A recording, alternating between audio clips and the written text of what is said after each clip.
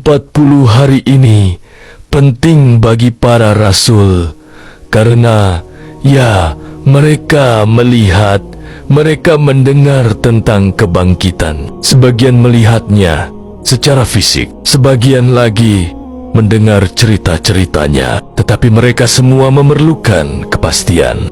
Dan kepastian itu terjadi ketika Yesus mulai menampakkan diri kepada mereka. Bukan hanya sekali, bukan 2 kali, tetapi beberapa kali secara individu dan kolektif. Dan setiap kali Ia menampakkan diri kepada mereka, Ia akan memberikan mereka kedamaian terlebih dahulu. Damai sejahtera menyertai kamu. Injil Yohanes 20 ayat 19. Dan kemudian Ia akan mengajar mereka seperti yang kita pelajari dari kitab para rasul suci, bahwa Yesus menampakkan diri kepada para pengikutnya selama 40 hari untuk mengajarkan mereka hal-hal yang berkaitan dengan kerajaan. Kisah para Rasul 1 ayat 3 mengajar mereka tentang gereja, bagaimana mengatur jemaat, bagaimana merayakan misteri, terutama sakramen Ekaristi Kudus.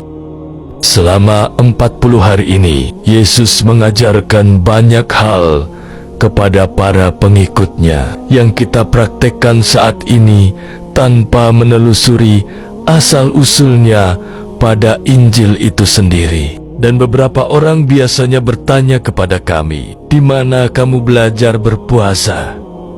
Di mana kamu belajar doa-doa ini?" Yesus tidak menyuruh kita berpuasa. Yesus tidak mengatakan hal ini.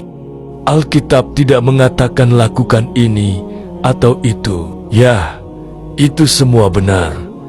Namun, Alkitab tidak mengatakan segalanya. Alkitab mengatakan hal-hal yang penting bagi keselamatan kita untuk mencapai tujuan minimum, untuk mengikuti Yesus Tuhan dan memiliki kehidupan di dalam Dia. Santo Yohanes di akhir Injilnya berkata, masih banyak hal lain yang Yesus lakukan dan katakan yang tidak tertulis dalam kitab ini.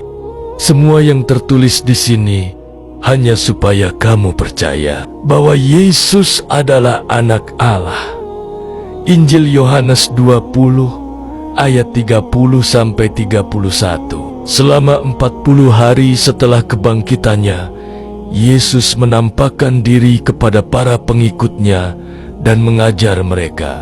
Hal-hal ini kita lakukan bahkan sampai hari ini. Oleh karena itu, gereja kita disebut gereja apostolik. Bukan hanya asal-usul yang didirikan oleh Rasul Petrus dan Rasul Paulus dan murid-murid lainnya di Antiokhia. Hanya beberapa tahun setelah kenaikan Tuhan, tetapi juga karena dibangun atas ajaran para rasul yang mereka terima sendiri dari Tuhan.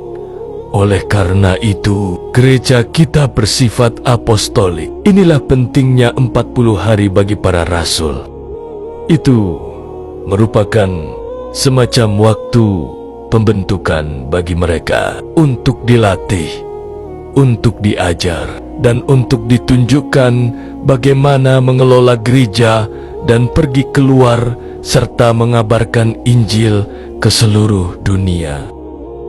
Ortodoksi adalah apa yang diajarkan Tuhan, dikhotbahkan oleh para rasul, dan dilestarikan oleh para bapak gereja. Santo Athanasius dari Alexandria 373 Masehi.